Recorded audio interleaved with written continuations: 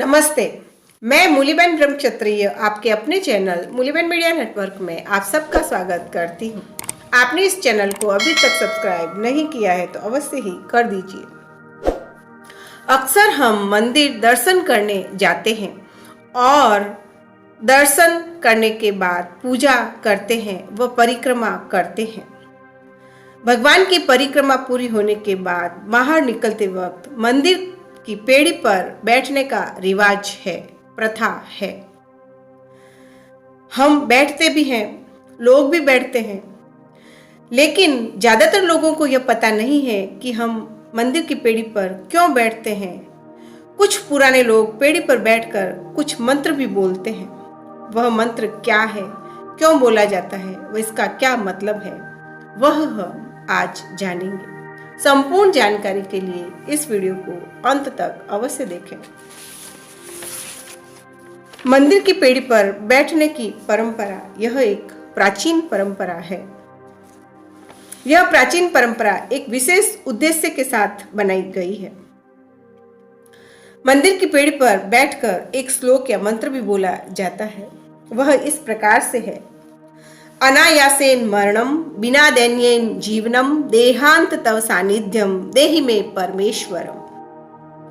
फिर से बोलती हूँ, अनायासेन मरणम बिना दैन्येन जीवनम देहांत तव सानिध्यम देहि में परमेश्वरम। अब इसका अर्थ देखते हैं। पहली पंक्ति है अनायासेन मरणम।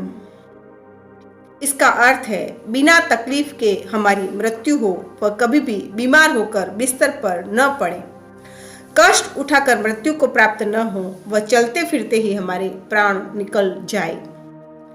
इस प्रकार का उच्च कोटि का भाव इस पंक्ति में है। दूसरी पंक्ति है बिना दैन्येन जीवनम। इस पंक्ति का अर्थ है परवशता का जीवन ना हो, कभी किसी के सहारे रहना ना पड़े। जैसे कि लकवा हो जाने पर व्यक्ति दूसरों पर आश्रित हो जाता है, ऐसी परवश व बेबसता ना हो। ठाकुर जी की कृपा से बिना भीख के ही जीवन बसर हो सके। यह दूसरी पंक्ति का भावार्थ है। तीसरी पंक्ति है देहांत ते तव सानिध्यम। इसका अर्थ है जब भी मृत्यु हो तब भगवान सम्मुख हो।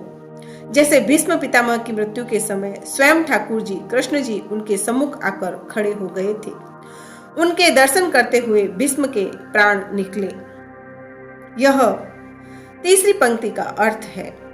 और चौथी और अंतिम पंक्ति है देहि में परमेश्वरम।